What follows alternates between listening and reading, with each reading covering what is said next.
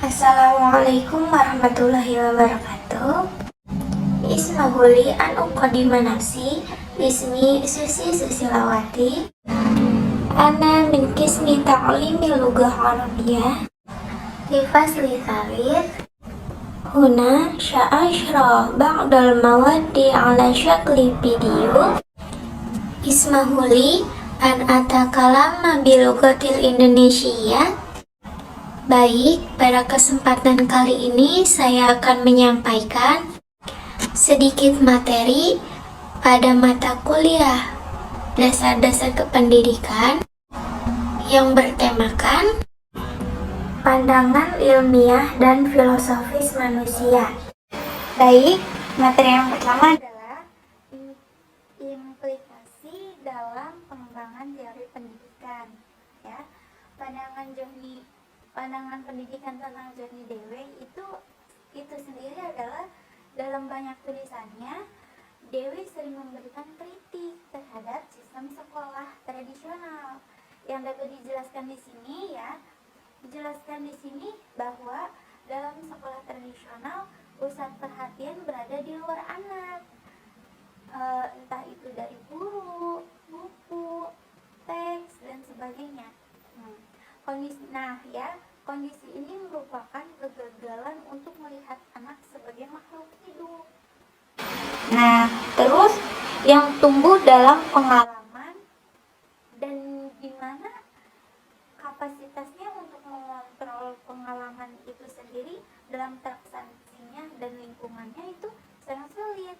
Hasilnya pokok persoalan terisolasi. Terisolasi di sini adalah terpencil. Jadi seorang anak itu terpencil, tidak terbuka.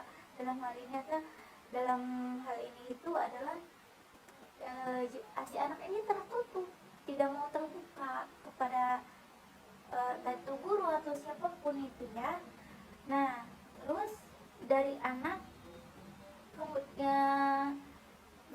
yang seharusnya menjadi formal, simbolik dan statis, yang harusnya didapatkan dari sekolah menjadi tepat untuk mendengarkan.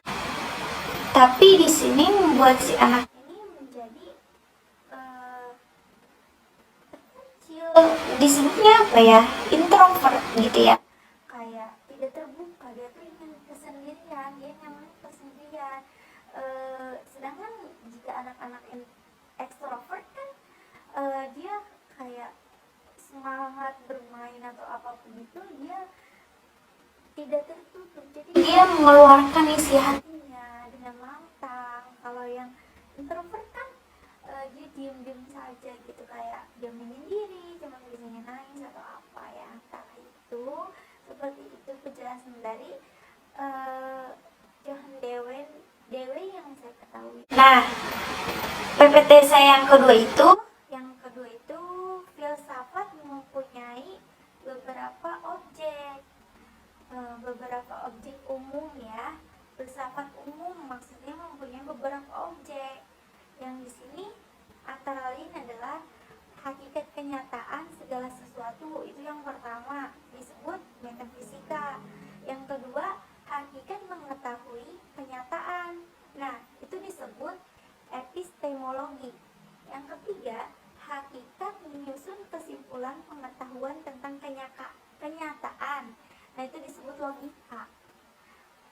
Yang keempat, hakikat menilai kenyataan disebut aksiologi. Di sini selanjutnya saya akan menjelaskan pandangan filosofi tentang manusia. Ada terbagi beberapa ya. Yang pertama itu teori descendensi. Teori ini mengatakan manusia sejajar dengan hewan berdasarkan sebab mekanisnya. Artinya manusia tidaklah jauh berbeda dengan hewan, di mana manusia termasuk hewan yang berpikir. Sedangkan hewan kan tidak berpikir ya, tidak mempunyai pikiran. Sedangkan manusia itu mempunyai. Terus melakukan segala sesuatu aktivitas hidupnya manusia sama sih seperti hewan juga. Manusia juga tidak beda dengan binatang yang menyusui, ya kan? Sama. Nah, itu disebut teori descendensi. Nah, selanjutnya adalah teori metafisika. Metafisika adalah teori yang memandang keberadaan suatu di balik atau di belakang fisik. Dalam teori ini, manusia dipandang dari dua hal, yakni fisik dan ruh. Nah, kenapa bisa dipandang dari dua ini? Nah, fisik itu yang terjadi dari zat. Artinya bahwa manusia diciptakan dari beberapa sel yang dapat diindra dengan panca indera. Ya. Nah, kalau dari ruh, manusia identik dengan jiwa yang mencakup imajinasi, gagasan, perasaan, dan penghayatan manusia untuk tidak dapat diindra atau panca indera itu sendiri. Nah, selanjutnya, teori selanjutnya menurut prikomatik. Prikomatik itu memandang manusia hanya terdiri atas jasad yang memiliki kebutuhan untuk menjaga keberlangsungannya. Nah, artian di sini adalah manusia memerlukan kebutuhan primer seperti sandang, pangan, dan makan untuk keberlangsungan hidupnya. Nah, selanjutnya kebutuhan akan filsafat pendidikan. Seberapa butuhnya sih kebutuhan filsafat pendidikan dalam manusia itu? Sini saya akan menjelaskannya. Filsafat pendidikan menjadi jiwa dan pedoman asasi pendidikan untuk merealisasikan ide-ide ideal dari filsafat menjadi kenyataan, tindakan, tingkah laku, dan pembentukan kepribadian.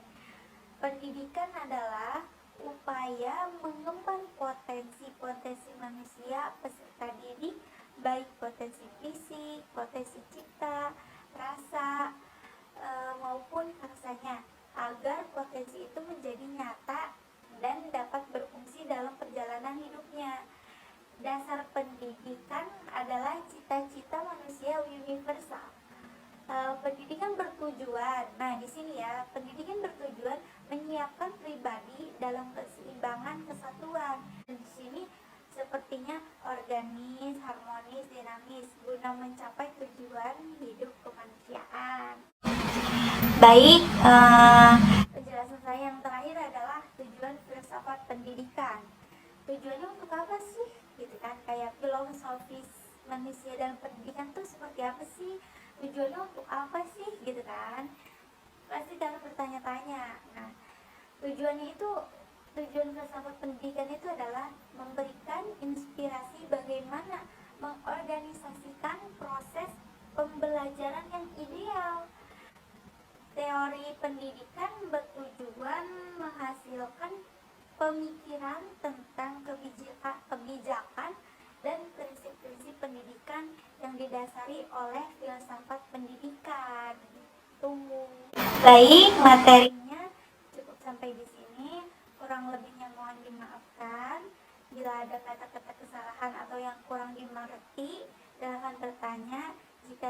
Jika pertanyaannya bisa saya jawab, akan saya jawab. Jika tidak, mungkin saya akan minta bantuan ke teman-teman yang bisa menjawabnya. Billahi taufiq wal hidayah.